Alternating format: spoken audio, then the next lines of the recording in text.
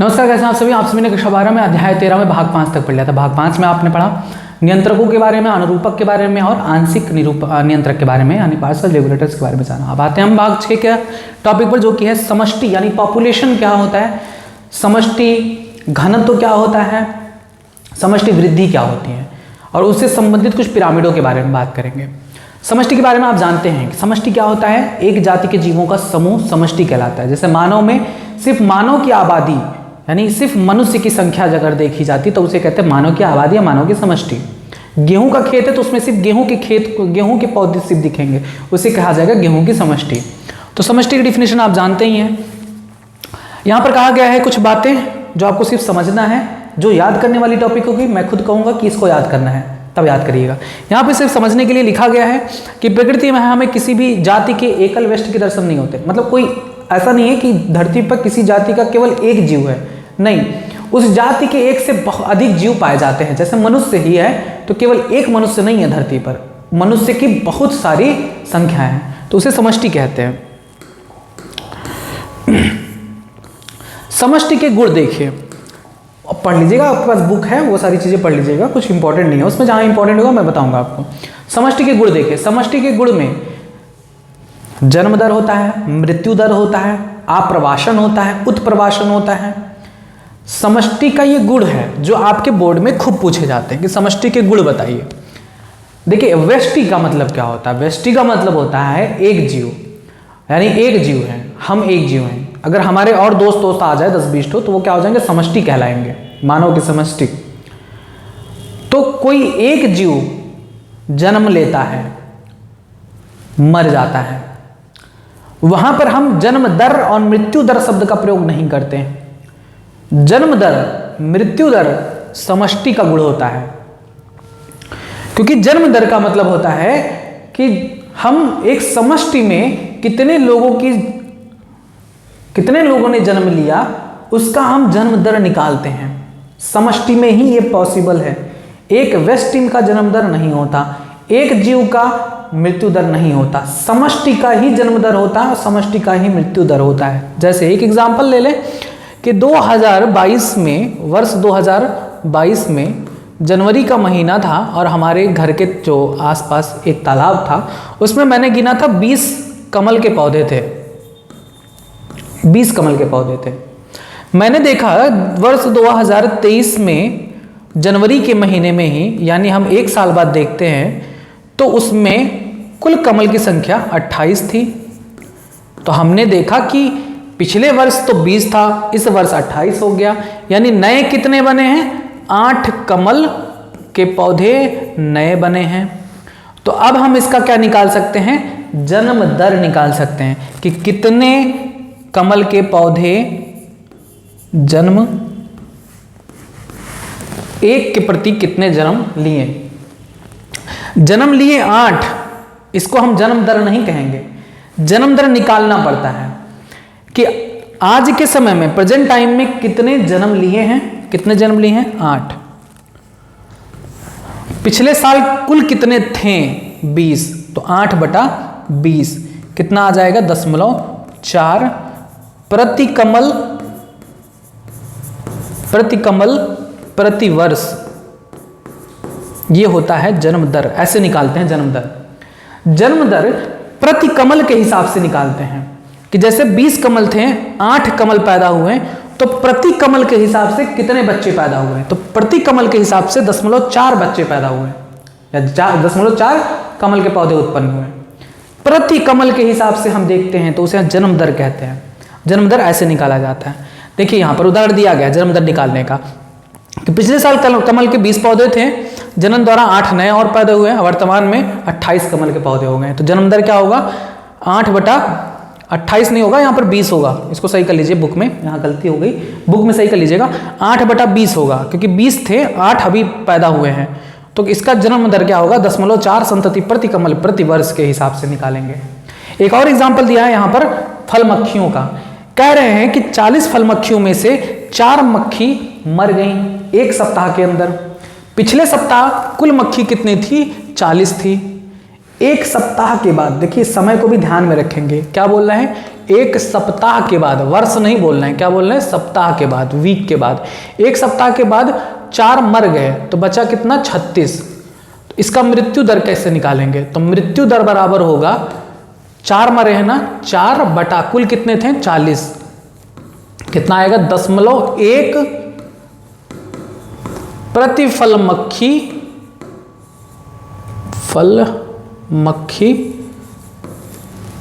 अब यहां पर हम प्रति वर्ष नहीं लिखेंगे, प्रति सप्ताह लिखेंगे, क्योंकि सप्ताह का दिया है, एक सप्ताह बाद, तो प्रति सप्ताह लिखेंगे। इस तरह से जन्म दर और मृत्यु दर हम निकालते हैं। क्लियर है बातें? देखिए 4/40.1 व्यष्टि प्रतिफल मक्खी प्रति सप्ताह कहलाएगी मृत्यु दर। तो आपने मृत्यु दर निकालना सीख लिया ना, जन्म दर निकालना सीख लिया ना। जन्म दर क्या होता है कि मान लो एक वर्ष में 20, पिछले वर्ष 20 थे, 4 पैदा हुए, तो अब इसका जन्म दर क्या होगा प्रेजेंट टाइम में, 4/20। ठीक है। अगर मृत्यु दर निकालना है, मान लो कि एक वर्ष पहले 200 चूहे थे, एक साल के अंदर 50 मर गए हैं, तो उसका मृत्यु दर कितना होगा, 50/200। इस तरह से हम मृत्यु दर निकालेंगे। तो अब एक क्वेश्चन मैं देता हूं आपको, 2 क्वेश्चन दूंगा, आप उसको करिए अपनी कॉपी में, कि वर्ष 2022 के जनवरी माह में 300 चूहों की समष्टि किसी खेत में पाई गई थी। 2023 के वर्ष के जनवरी माह में उसमें केवल 240 चूहे पाए गए हैं, तो उस समष्टि का मृत्यु दर बताइए। नेक्स्ट क्वेश्चन, एक तालाब में पिछले सप्ताह 40 मेंढक थे और वर्तमान समय में मेंढकों की कुल संख्या उस तालाब में 48 हो गई है, तो इस समष्टि की जन्म दर बताइए। ये 2 क्वेश्चन आप आंसर लिख के कमेंट बॉक्स में मुझे बताएंगे आंसर, मैं सबका चेक करूंगा। आइए टॉपिक देखते हैं, समष्टि में लिंग अनुपात और आयु पिरामिड। देखिए व्यष्टि क्या होता है, या तो नर होगा या तो मादा, कोई जीव होगा वो नर होगा या मादा होगा। लेकिन समष्टि में लिंग अनुपात निकालते हैं कि कितने नर हैं कितने मादा हैं, उनका अनुपात। जैसे मान लो कि 100 लोग हैं, 100 लोग में से 60 क्या है, स्त्री हैं, और 40 क्या है, नर हैं, पुरुष हैं। तो अनुपात क्या आया, 6:4, यानी 6 स्त्रियां हैं 4 पुरुष के मुकाबले, तो वो होता है लिंग अनुपात। और उसी के अकॉर्डिंग क्या बनाते हैं, आयु पिरामिड। अभी बताते हैं आयु पिरामिड क्या होता है। आयु पिरामिड क्या होता है कि समष्टि में आयु वितरण जब की जाती है, कोई समष्टि है उसमें देखा जाता है कि ऐसे लोग जो अभी विवाह नहीं किए हैं, ठीक है, अविवाहित, या हम कह सकते हैं उन्हें, हम शुद्ध भाषा में बता रहा हूँ अविवाहित, लेकिन उसे बोलते हैं प्री फर्टिलाइजेशन वाले लोग, फर्टिलाइजेशन वाले लोग यानी जिसने शादी कर लिया है, और उसके बाद पोस्ट फर्टिलाइजेशन यानी बूढ़े लोग जो अब संतान उत्पन्न नहीं करेंगे। इनके एज के अकॉर्डिंग हम पिरामिड बनाते हैं, आगे अभी बताएंगे, उसी को कहते हैं आयु पिरामिड। समष्टि का दूसरा विशेष लक्षण होता है लिंग अनुपात, यानी नर और मादा का अनुपात। व्यष्टि या तो नर है मादा है, लेकिन समष्टि का लिंग अनुपात होता है। जैसे समष्टि का 60% स्त्री है तो 40% पुरुष होगा। किसी दिए गए समष्टि में समय में समष्टि भिन्न आयु वाले व्यष्टियों से मिलकर बनती है। अगर समष्टि के लिए हम आयु वितरण करें तो अथवा आयु वर्ग के व्यष्टियों का प्रतिशत आलेखित किया जाता है, तो बनने वाली जो संरचना है वो आयु पिरामिड कहलाता है। जैसे मैंने बताया ना कि 100 हैं, 100 में से 30 क्या है, 20 वर्ष वाले जीव हैं, ठीक, और इनमें से 30 क्या हैं, 40 वर्ष वाले, यानी इसमें 20 से कम, 20 वर्ष से कम वाले जीव हैं, 40 वर्ष तक वाले जीव हैं, 20 से 40, और 40 जो बचा वो है 50 वर्ष से ऊपर वाले, 50 वर्ष से ऊपर अधिक वाले जीव हैं। तो इनका हम आयु कैसे वितरित करेंगे, एक पिरामिड बनाएंगे जो सबसे ज़्यादा होंगे। जैसे 40 सबसे ज़्यादा है तो उसको नीचे रख देंगे, दर्शाएगा 40 सबसे ज़्यादा है, बुढ़े ज़्यादा हैं। फिर उसके बाद 30 है तो 30 क्या है, 40 वर्ष तक के जीव हैं, और 30 ये भी है, तो 30 इसके बराबर कर दो, यानी ये दोनों बराबर हैं। तो ऐसे पिरामिड जो बनता है उसे हम कहते हैं आयु पिरामिड, जब हम आयु वितरण करते हैं। तो देखिए, मानव समष्टि के लिए आयु पिरामिड आमतौर पर नर और स्त्री का आयु वितरण संयुक्त आरेख को दर्शाता है। पिरामिड का आकार बताता है कि समष्टि की वृद्धि हो रही है, नहीं हो रही है, या माइनस में है, ऋणात्मक है। कैसे बताता है, आइए दिखाते हैं हम। यहाँ पर 3 प्रकार के पिरामिड बनते हैं। एक होता है चौड़े आधार वाला पिरामिड, या जिसे हम त्रिभुजाकार पिरामिड कहते हैं। याद कर लीजिए, ये सब पूरा टॉपिक याद करने वाला है। आयु पिरामिड बहुत इंपॉर्टेंट है, आपके बोर्ड की दृष्टि से भी, आपके नीट की दृष्टि से तो बहुत इंपॉर्टेंट है। आयु पिरामिड क्या होता है? आयु पिरामिड 3 होते हैं। पहला आता है चौड़े आधार का, या जिसे हम त्रिभुजाकार पिरामिड कहते हैं, ट्रायंगुलर पिरामिड। इसमें पूर्व प्रजननी, यानी जो अभी प्रजनन करने में सक्षम नहीं है, उनकी संख्या ज़्यादा होती है, अधिक होती है, और जो प्रजननी है, जो अभी प्रजनन कर रहे हैं, उनकी संख्या मध्यम होती है, और जो प्रजनन करने में अब सक्षम ही नहीं है, बूढ़े वाले वृद्ध वाले लोग, उनकी संख्या कम है। तो यह पिरामिड क्या दर्शाता है कि वृद्धिशील पिरामिड है। क्यों भैया बताता है वृद्धिशील पिरामिड है? क्योंकि इनमें पूर्व प्रजननी की संख्या अभी बहुत अधिक है। तो अब ये जब परिपक्व होंगे तो संतान उत्पन्न करेंगे, यानी इस पिरामिड का मतलब होता है कि जनसंख्या अभी आगे बढ़ेगी, ठीक, क्योंकि जन्म दर अधिक होगा। अर्थात यह पिरामिड यह दर्शाता है कि समष्टि क्या है, बढ़ रही है। घंटी की आकृति का पिरामिड, यानी बेल शेप्ड पिरामिड, ये भी बहुत इंपॉर्टेंट है। बेल शेप्ड पिरामिड में जो पूर्व प्रजननी की संख्या है और प्रजननी की संख्या है, उनमें ज़्यादा अंतर नहीं होता। पूर्व प्रजननी सदस्यों की संख्या प्रजननी सदस्यों से बहुत कम मात्रा में अधिक होती हैं। जैसे उसमें तो बहुत अधिक होती हैं, लेकिन इसमें बहुत कम अधिक होती हैं, यानी जितनी प्रजननी है उतनी ही पूर्व प्रजननी भी होती हैं। तब यह बताता है कि जनसंख्या बहुत ज़्यादा नहीं बढ़ेगी, स्थिर रहेगी। जनसंख्या क्या रहेगी? स्थिर रहेगी। वृद्धि दर लगभग 0 रहेगा। इन्हीं के संख्या के आधार पर ही हम बताते हैं कि जनसंख्या बढ़ेगी या घटेगी, या ऋणात्मक होगा, यानी पहले जो जनसंख्या थी उससे भी कम होगा। दूसरा आता है कुंभाकार पिरामिड, अनशेप्ड पिरामिड। इसमें पूर्व प्रजननी सदस्यों की संख्या बहुत कम होती है, और ये दर्शाएगा कि ऋणात्मक होगी, उस समष्टि की वृद्धि ऋणात्मक होगी। आइए फिगर में हम क्लियर कर देते हैं सारी चीजें। देखिए, 3 प्रकार के पिरामिड बनते हैं।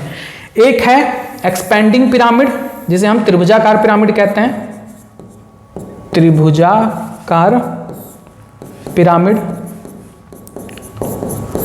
यह है बेल शेप्ड, यानी घंटी की आकृति की, ये भी बहुत इंपॉर्टेंट है ये सब। उसके बाद है अर्न शेप्ड, यानी डिक्लाइनिंग। अब देखिए, ध्यान से समझिएगा, इस पिरामिड को पहले समझिए। यहां पर ये जो चौड़ा वाला भाग है वो क्या है? अधिक है, बड़ा है ना।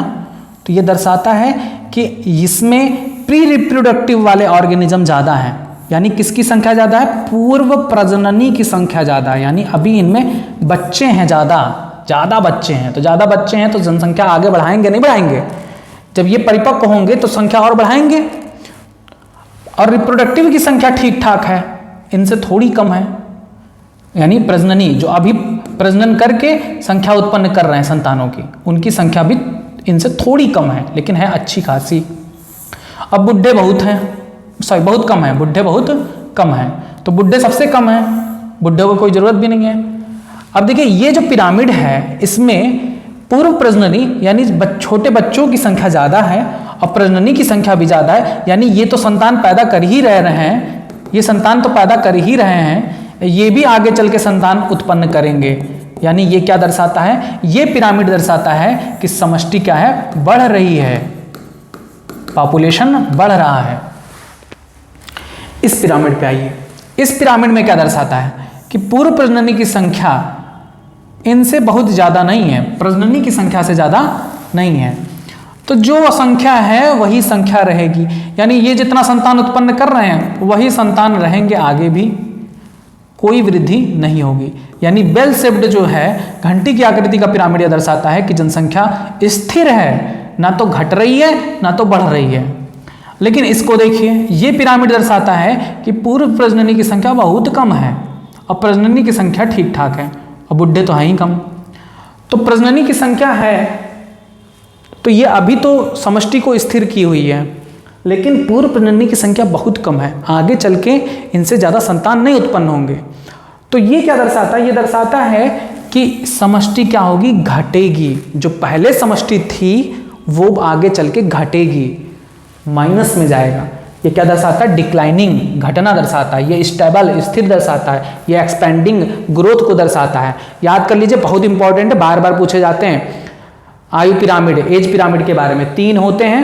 त्रिभुजाकार पिरामिड, जिसे हम पिरामिड शेप्ड कहते हैं, घंटी की आकृति का पिरामिड, जिसे हम बेल शेप्ड कहते हैं, और एक होता है अर्न शेप्ड।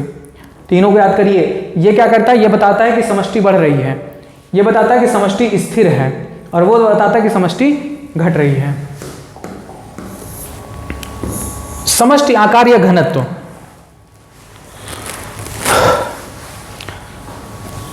देखिए समष्टि की पारस्परिक क्रियाओं जैसे परभक्षण, स्पर्धा आदि या किसी पीड़कनाशी के प्रयोग का प्रभाव समष्टि के आकार को परिवर्तन ला देता है। समष्टि में बहुत से ऐसे जीव होते हैं जो एक दूसरे से किसी संसाधन के लिए स्पर्धा करते हैं, तो उससे किसी को लाभ होगा, किसी को हानि होगा। जिसको हानि होगा वो जीवित नहीं रह पाएगा, तो इससे समष्टि के आकार में परिवर्तन होता है, समष्टि घटती है, बढ़ती है, वही बताया जा रहा है। ये सब बहुत ज़्यादा इंपॉर्टेंट नहीं है, आप इसको बुक से पढ़ लीजिएगा।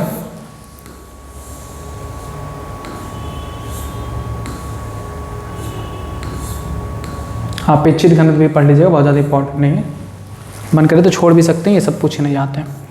समष्टि वृद्धि, ये इंपॉर्टेंट है। समष्टि में वृद्धि कैसे पता करेंगे कि समष्टि में वृद्धि हो रही है या नहीं हो रही है? इसके लिए 4 फैक्टर रिस्पॉन्सिबल होते हैं: जन्म दर, मृत्यु दर, आप्रवासन और उत्प्रवासन। अब पहले जन्म दर और मृत्यु दर को तो आप जानते हैं कि जन्म दर का मतलब होता है कि किसी दिए हुए समय में कितने लोग जन्मे, और मृत्यु दर का मतलब होता है कितने समय में कितने लोग मरे। ये नहीं जानते होंगे। आप्रवासन और उत्प्रवासन, तो पहले इस टर्म को समझ लीजिए होता क्या है। आप्रवासन का मतलब होता है इमाइग्रेशन, और उत्प्राशन का मतलब होता है इमाइग्रेशन। अब दोनों का मतलब समझिए होता क्या है, ये तो इंग्लिश हो गई। आप्रवासन या इमाइग्रेशन का मतलब होता है कि मान लो हमारा उत्तर प्रदेश है, हमारा उत्तर प्रदेश है, और यहां पर जनसंख्या थी 100, ठीक। मान लो कि पास के पड़ोसी राज्य बिहार से 20 लोग और आ गए, तो अब उत्तर प्रदेश की जनसंख्या कितनी हो गई? 120।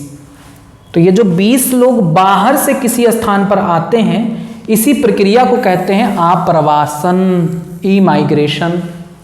इमाइग्रेशन समझ में आया? इमाइग्रेशन क्या होता है? जब किसी स्थान विशेष पर किसी बाहरी जगह से जनसंख्या आ जाती है और उससे उस जगह की जनसंख्या बढ़ जाती है, तो उसे हम आप्रवासन, इमाइग्रेशन कहते हैं। अब ध्यान से समझिएगा। दूसरा वाला टर्म उत्प्रवासन या इमाइग्रेशन का कहलाता है। पहले बिहार की जनसंख्या थे 100, 20 निकल के चले गए यहाँ उत्तर प्रदेश, तो अब कितनी बची? अब बची 80। तो जो 20 निकल के यहाँ चले गए, तो यहाँ के लिए 20 घट गया ना, उसी को कहते हैं उत्प्रवासन, इमाइग्रेशन। यानी निकल के गए हैं तो यहाँ पर उत्प्रवासन, यहाँ पर 20 पहुँचे हैं, ये प्रक्रिया कहलाती है इमाइग्रेशन। समझ में आया? तो बताइए किसकी वजह से जनसंख्या बढ़ती है? आप्रवासन की वजह से कि उत्प्रवासन की वजह से? आप्रवासन की वजह से यहां पर क्या हो रहा है? आप्रवासन। तो आप्रवासन की वजह से संख्या क्या होती है? बढ़ती है ना, जनसंख्या बढ़ती है। लेकिन यहां क्या हो रहा है? उत्प्रवासन, 20 चले गए, उत्प्रवासन। तो बताइए उत्प्रवासन की वजह से जनसंख्या क्या होती है? कम होती है, घटती है। किसी भी जनसंख्या किसी समष्टि में जन्म लेने से, जीवों के जन्म लेने से जनसंख्या बढ़ती है। जन्म लेंगे तो बढ़ेगी। साथ ही साथ आप्रवासन भी होने से जनसंख्या बढ़ती है। किसी भी क्षेत्र के किसी भी समष्टि से जनसंख्या कब कम होगी? कब कम होगी? जब मृत्यु दर होगा, मृत्यु होगी, तो कम होगी, या उत्प्रवासन होगा तो भी समष्टि क्या होगी, कम होगी। उत्प्रवासन की वजह से भी समष्टि कम हुई। बस यही बात समझाना चाह रहे हैं। देखिए यहाँ पर लिखा हुआ है कि समष्टि का घनत्व 4 मूलभूत प्रक्रमों के कारण घटता बढ़ता है। ये क्वेश्चन भी नीट में पूछा गया है कि किसके कारण जनसंख्या बढ़ती है, किसके कारण घटती है। तो 2 के कारण बढ़ती है, जन्म दर और आप्रवासन के कारण समष्टि घनत्व तो बढ़ता है, और मृत्यु दर और उत्प्रवासन के कारण जनसंख्या घटती है। बस अब जन्म दर क्या होता है कि जन्म दर से मतलब समष्टि में जन्मी उसी संख्या से जो दी गई अवधि के दौरान आरंभिक घनत्व में जुड़ती है। मृत्यु दर क्या होता है, या दी गई अवधि में समष्टि में होने वाली मौतों की संख्या है। आप्रवासन क्या है, उसी जाति के व्यक्तियों की वह संख्या जो दी गई समय अवधि के दौरान आवास में कहीं और से आए हैं, जैसे बिहार से उत्तर प्रदेश में आए हैं। तो उत्प्रवासन के मतलब क्या होता है, समष्टि के व्यक्तियों की वह संख्या जो दी गई समय अवधि के दौरान आवास छोड़कर कहीं और चले गए, बिहार छोड़कर उत्तर प्रदेश चले गए, तो वो उत्प्रवासन। बिहार के लिए उत्प्रवासन कहलाएगा, लेकिन उत्तर प्रदेश आए हैं तो उत्तर प्रदेश के लिए वो आप्रवासन कहलाएगा। क्लियर है बात। अगर समय t पर घनत्व n दिया गया है, समय t पर मान लो nt बराबर दिया गया है n, तो nt+1 पर कितना होगा, nt+1 यानी 1 साल बाद देखेंगे, तो हम nt+1 1 साल बाद देखना चाहते हैं कि कितना घनत्व है। तो जो घनत्व nt पर था उसमें कितने लोग जन्म लिए, यानी बर्थ कितनी हुई, मान लो कि 20 लोग जन्म लिए और मान लो कि 40 लोग बाहर से आ गए। ठीक है, यह है बर्थ, बी से बर्थ यानी जन्म दर, आई से इमाइग्रेशन यानी आप्रवासन, बाहर से कहीं से चले आए हैं, बिहार से चले आए हैं उत्तर प्रदेश 40, माइनस डी माना बराबर मतलब डेथ, डी का मतलब डेथ। मान लो कि 5 मर गए, और ई मतलब इमाइग्रेशन, इमाइग्रेशन मतलब उत्प्रवासन, कहीं चले गए छोड़ के, उत्तर प्रदेश से कहीं और चले गए, मान लो 5। देखिए t+1 पर जनसंख्या घनत्व तो कितनी होगी, मान लो nt, t पर क्या था, n था, n बराबर nt पर क्या था, n बराबर था 10।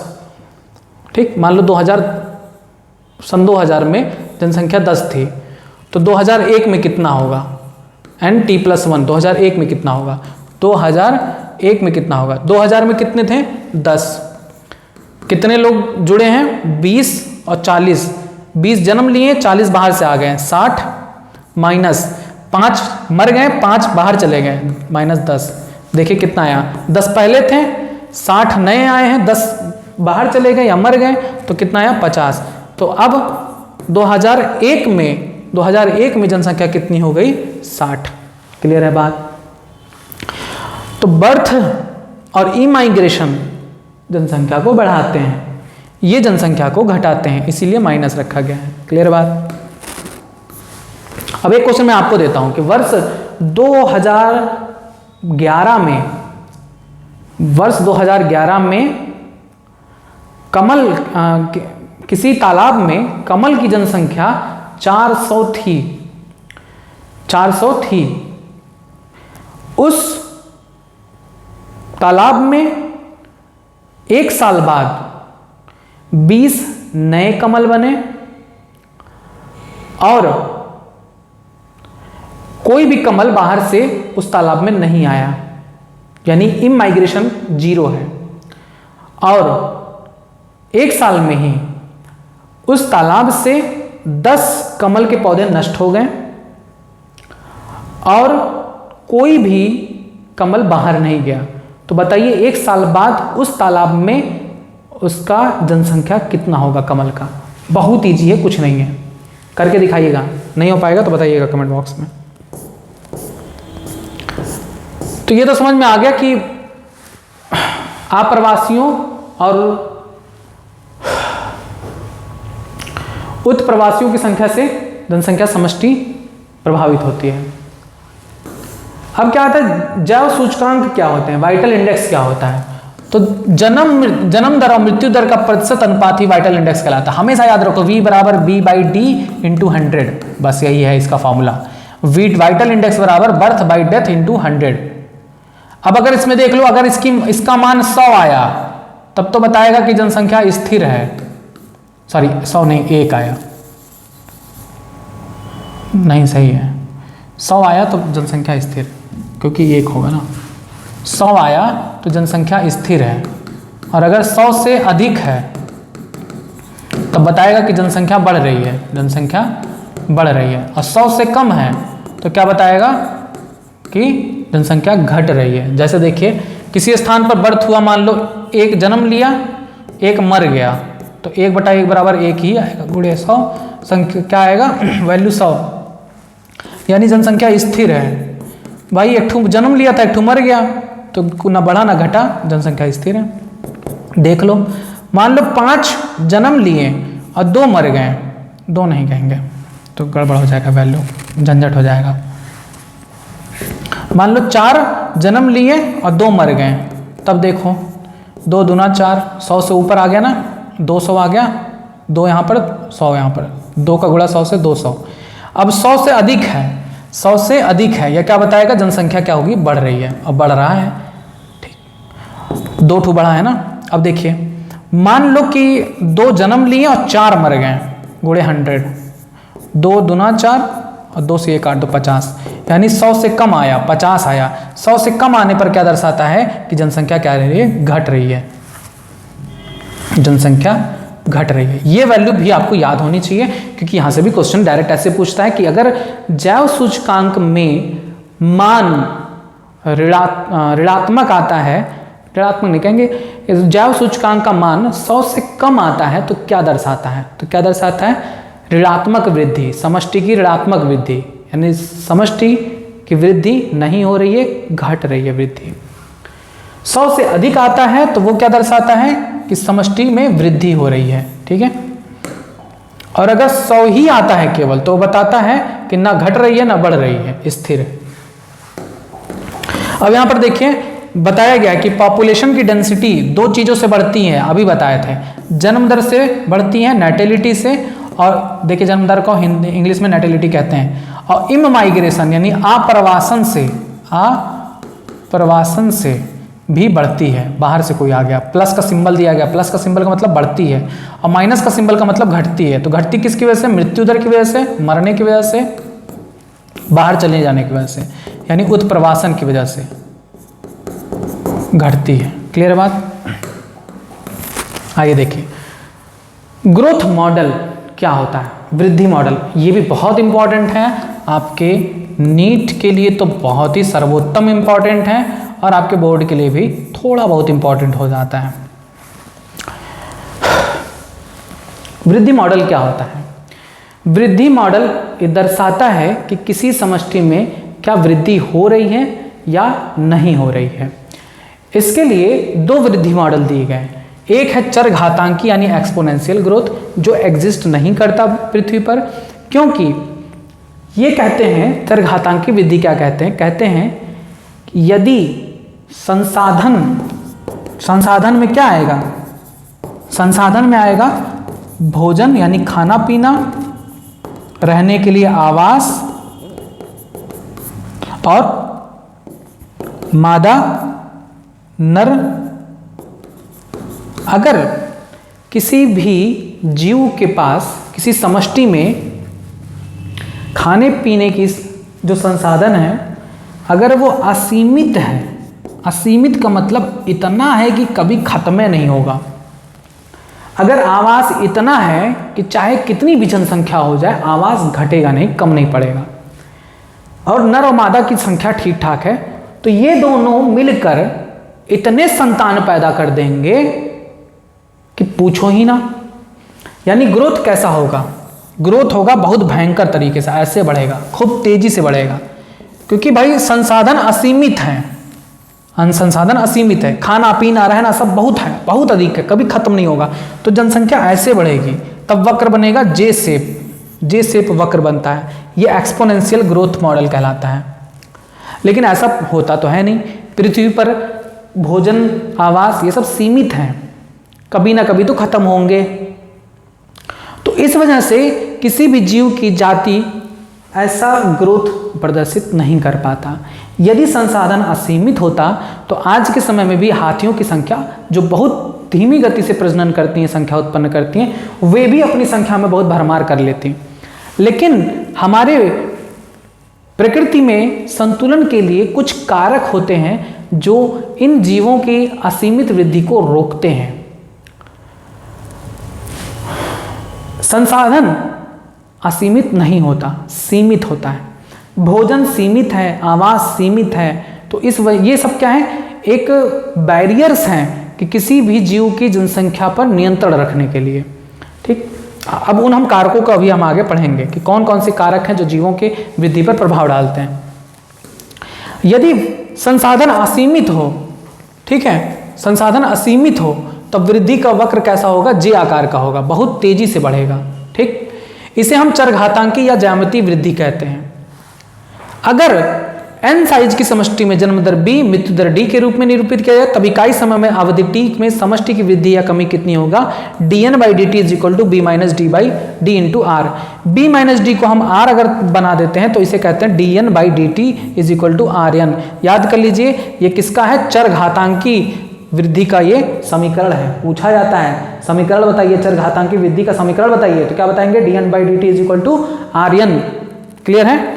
अब यहाँ पे ये r क्या होता है, ये भी खूब पूछा गया है, बार बार नीट में पूछा गया है। तो r होता है natural increase of intrinsic rate, प्राकृतिक वृद्धि की इंट्रिंसिक दर, r को कहते हैं। बहुत इंपॉर्टेंट है। हाँ, ये शब्दों अगर याद कर लोगे ना, इंट्रिंसिक, r और इंट्रिंसिक ये दो वर्ड याद कर लोगे ना, तो तब भी नहीं भूलेगा, क्योंकि कहीं भी ऐसा नहीं होता कि इसको सिंपल इतना लिखा जाए, पूरा लिखा जाएगा। r बराबर प्राकृतिक वृद्धि की इंट्रिंसिक दर, याद कर लीजिए, natural increase of intrinsic rate of natural increase, intrinsic rate of natural increase कहते हैं। ये खूब पूछा गया, कम से कम पूछा होगा, 5 बार क्वेश्चन पूछा होगा नीट में, अलग अलग प्रकार से।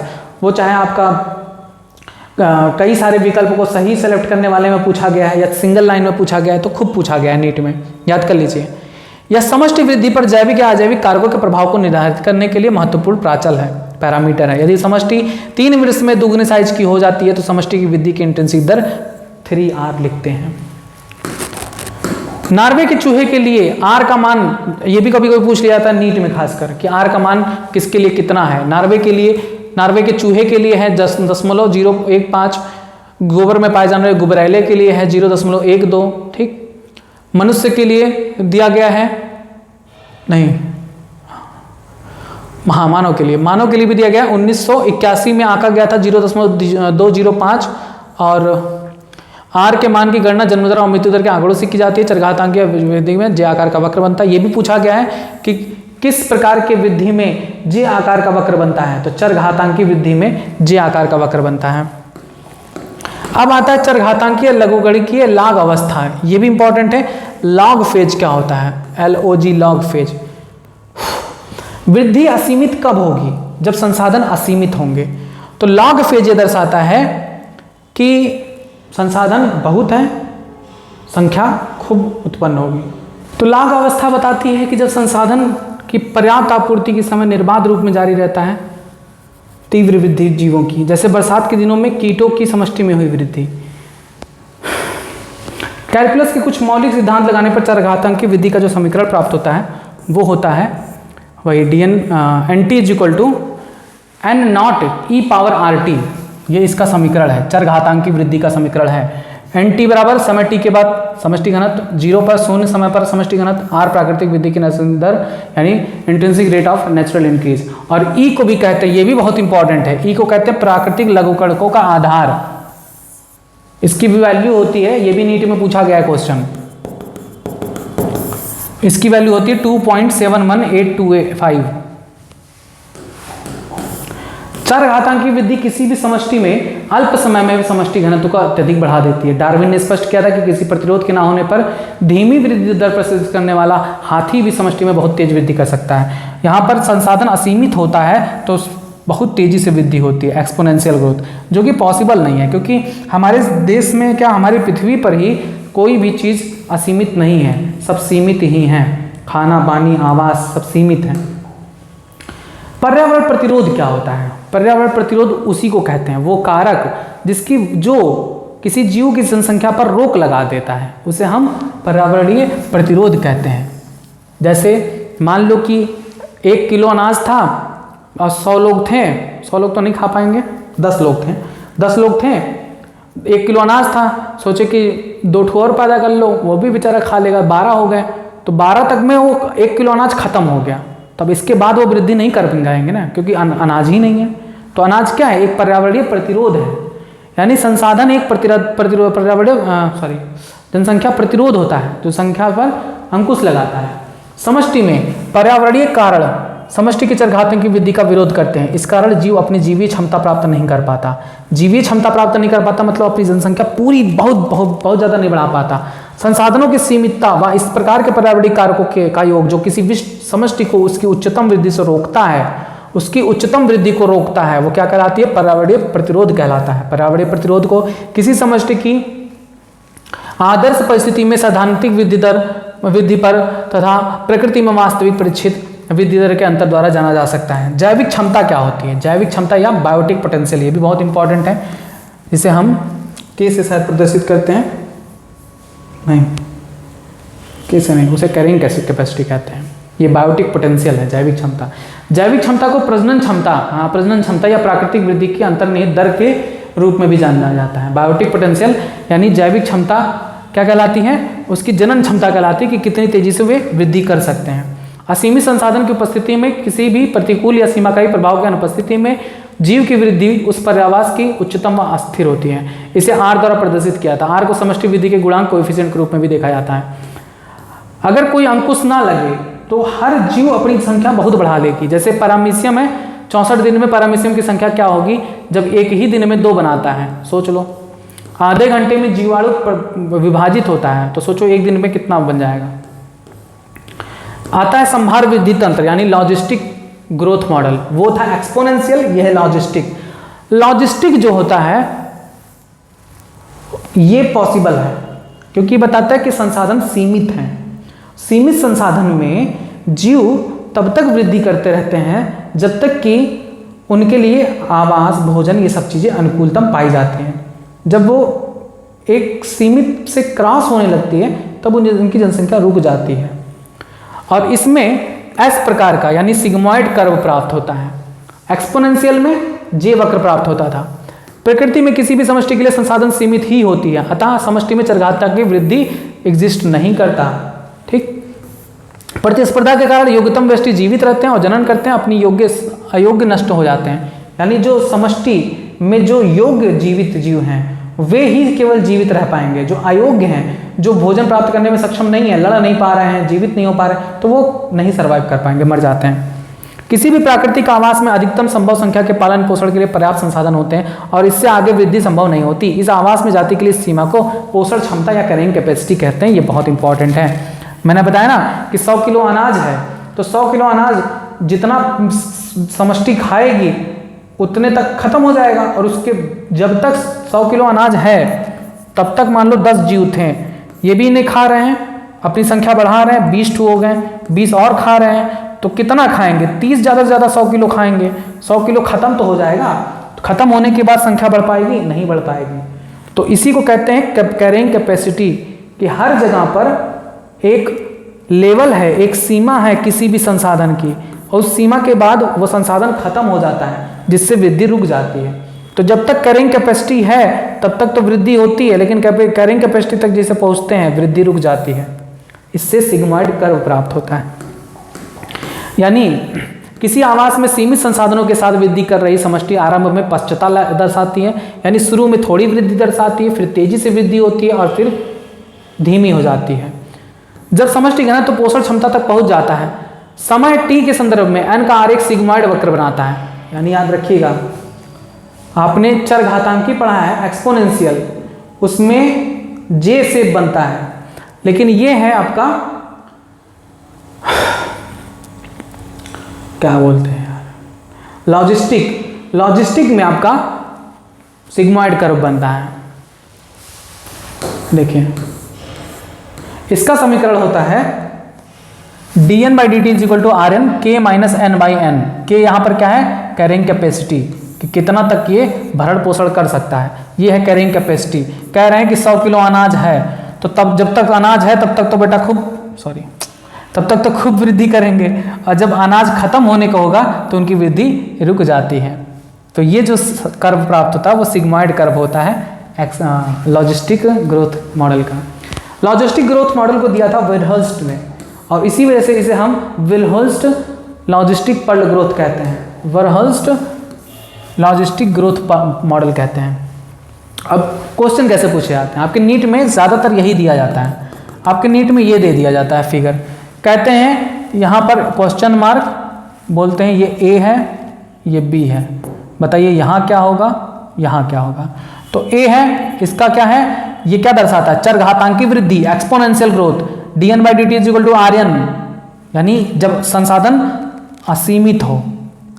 और ये है लॉजिस्टिक ग्रोथ मॉडल जिसमें संसाधन सीमित है, उसका क्या होगा समीकरण, dn is equal to RN k minus N by K, k minus N by K, k minus N by K होगा।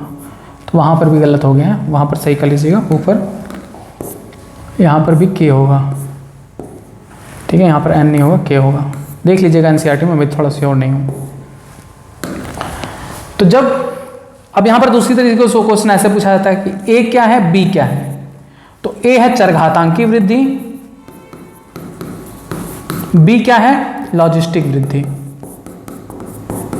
ये हो गया दूसरा टॉपिक। तीसरा क्वेश्चन इस तरह से पूछा जा सकता है कि बताइए ये कौन सा वक्र है, जे वक्र, ये कौन सा है, सिग्मॉइड वक्र। तो अब यहां पर पूछा जा सकता है कि जे वक्र कब बनता है, जब संसाधन सीमित हो या जब संसाधन असीमित हो। तो क्या बताएंगे, जब संसाधन असीमित होते हैं तब ये बनता है चरघातांकी या जे वक्र, और जब संसाधन सीमित होते हैं तो बनता है सिग्मॉइड यानी लॉजिस्टिक। अब आता है धारण क्षमता यानी कैरिंग कैपेसिटी। तो अभी बताएं हैं आपको, जिसे हम केस प्रदर्शित करते हैं, किसी समष्टि के जीवों की वह अधिक से अधिक संभावित संख्या जो कोई पर्यावरण पोषित या वहन कर सकता है तथा जिसके बाद कोई वृद्धि संभव नहीं होती, वह धारण क्षमता कहलाता है। इसे केस से प्रदर्शित करते हैं। सिग्मॉइड वक्र निम्न भाग होते हैं सिग्मॉइड वक्र के, एक होता है लैग फेज। लैग फेज में दर्शाता है कि जीव की वृद्धि नगण्य हो रही है, इसमें अवस्था जिसमें वृद्धि नगण्य है अनुपस्थित है, और उसके बाद धीरे धीरे वृद्धि बढ़ती है जिसे हम त्वरण प्रावस्था कहते हैं, धीमी वृद्धि होती है। फिर उसके बाद तो मंदन प्रावस्था, डिसेलरेशन फेज, जिसमें पर्यावरण प्रतिरोध के बढ़ने से इस अवस्था में वृद्धि मंद हो जाती है, और स्थिर प्रावस्था जिसमें वृद्धि दर शून्य हो जाती है यानी स्थिर हो जाती है, जन्म दर और मृत्यु दर बराबर हो जाते हैं। इस प्रकार की समष्टि वृद्धि को विलहर्स्ट पर्ल लॉजिस्टिक वृद्धि कहा जाता है। जीवन वृत्त विभिन्नता, लाइफ हिस्ट्री वेरिएशन, इसमें भी कुछ खास नहीं है, देख लेते हैं। किसी आवास विशेष में ही विशिष्ट समष्टियां अपनी प्रजनन योग्यता बढ़ाने हेतु अनुकूलित होती हैं, अर्थात विकास उनकी प्रजनन योग्यता बढ़ाता है। इस उपयुक्तता या योग्यता को डार्विनियन फिटनेस कहते हैं, यानी जो जीव हैं अपने आवास में रहेंगे वहाँ पर ही वे अपनी जनसंख्या बढ़ाने में सक्षम होते हैं। इसका तात्पर्य है कि समष्टि में विकास की दिशा जनन योग्यता को बढ़ाने उच्च आय की दिशा होती है। जीवों के जीवन वृत्त में निम्न विशिष्ट लक्षण होते हैं: उत्पन्न अंडों या संततियों की संख्या, प्रजनन की आयु, जीवन अवधि पूरी करने की संभावना, ये गुण होते हैं किसी भी समष्टि के जीवों में। प्रत्येक समष्टि के जीव उनको उपलब्ध ऊर्जा के प्रयोग से अपना जीवन वृत्त पूर्ण करते हैं। इस जीवन चक्र में निम्न विभिन्नता है, उसे जीवन अवधि छोटी या बड़ी। प्रजनन की आवृत्ति सिर्फ एक बार या अनेक बार प्रजनन कर सकते हैं। संतति की देखभाल अभाव भी होता है, कुछ देखभाल करते हैं, कुछ पूर्ण देखभाल करते हैं। प्रशांत महासागर मछली, सामन जैसे जीव अपने जीवन काल में सिर्फ एक बार प्रजनन करते हैं। ये क्वेश्चन हो सकता है पूछा जा सके कि कौन सी मछली एक ही बार प्रजनन करती है, तो वो है सामन मछली, जिसे सैल्मन यहाँ पर लिखा हुआ है। प्रजनन के बाद उसकी मृत्यु हो जाती है। बांस की प्रजाति में भी केवल एक ही बार पुष्पन होता है, ये क्वेश्चन भी पूछा गया है। पक्षी व स्तनधारी जैसे जीव अपने जीवन वृत्त में अनेक बार प्रजनन करते हैं। कुछ जीव एक बार के प्रजनन में बड़ी संख्या में अंडे उत्पन्न करते हैं, जैसे ऑयस्टर, पैलेजिक मछलियाँ बहुत सारी अंडे उत्पन्न करती हैं। अन्य जंतु बड़े आकार की कम संतति उत्पन्न करते हैं, जैसे स्तनधारी पक्षी। अनेक अजैविक जैविक कारक जीवों के जीवन वृत्त संबंधी गुणों का निर्धारण करते हैं। जो जीव जितनी अधिक संतति उत्पन्न करता है उस पर अजैविक और जैविक दबाव उतना ही अधिक पड़ता है। इस अधिक दबाव के कारण उनकी कुछ संततियां ही बच पाती हैं। कम संतति उत्पन्न करने वाले जीवों में यह दबाव कम होता है और यह जीव संतति के अधिक देखभाल हेतु अनुकूलित होती हैं। अब आता है समष्टि पारस्परिक क्रियाएं। तो समष्टि पारस्परिक क्रियाएं बड़ा है, ये आपको नेक्स्ट पार्ट में बताया जाएगा। उम्मीद है कि आज का टॉपिक आपको समझ में आया है। यहाँ से बहुत सारे टॉपिक आपके इंपॉर्टेंट बनते हैं। वृद्धि मॉडल जो सबसे ज़्यादा इंपॉर्टेंट है उसको जरूर याद करिएगा। और आपने जन्म दर मृत्यु दर के बारे में पढ़ा। आपको यह भी ज्ञात हो गया है कि किसी भी समष्टि की जनसंख्या कब बढ़ेगी कब घटेगी। बताइए किसी भी समष्टि की समष्टि कब बढ़ेगी? 4 ऑप्शन हैं, जन्म दर, मृत्यु दर, आप्रवासन, उत्प्रवासन। इन चारों में से किन किन से समष्टि की जनसंख्या बढ़ती है? समष्टि बढ़ती है। दूसरा क्वेश्चन, इन चारों में से जन्म दर, मृत्यु दर, आप्रवासन, उत्प्रवासन, इन चारों में से किस किस के कारण जनसंख्या घटती है? इसका आंसर आप दीजिएगा कमेंट बॉक्स में और अपनी कॉपी में भी। नेक्स्ट क्वेश्चन है इस टॉपिक से, कौन सा ग्रोथ मॉडल है जो असीमित संसाधन में वृद्धि को दर्शाता है? नेक्स्ट, यदि संसाधन असीमित हो तो वृद्धि मॉडल में कौन सा वक्र प्रदर्शित होता है? नेक्स्ट, यदि संसाधन सीमित हो तब कौन सा वृद्धि मॉडल, वह वृद्धि मॉडल क्या कहलाता है? जब संसाधन सीमित हो। दूसरा, जब संसाधन सीमित हो तो कौन सा वक्र बनता है? Next,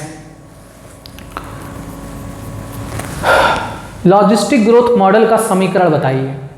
next, exponential growth model का यानी चरघातांकी वृद्धि मॉडल का समीकरण बताइए। नेक्स्ट, यदि जैव सूचकांक 100 से अधिक है तो यह क्या दर्शाता है? नेक्स्ट, यदि जैव सूचकांक 100 से कम आता है तब यह क्या दर्शाता है? नेक्स्ट, यदि जैव सूचकांक 100 ही आता है तो यह क्या दर्शाता है? नेक्स्ट, किस आयु पिरामिड में जनसंख्या स्थिर रहती है? नेक्स्ट, किस आयु पिरामिड में जनसंख्या घट रही है प्रदर्शित होता है? नेक्स्ट, किस आयु पिरामिड में यह प्रदर्शित होता है कि जनसंख्या बढ़ रही है?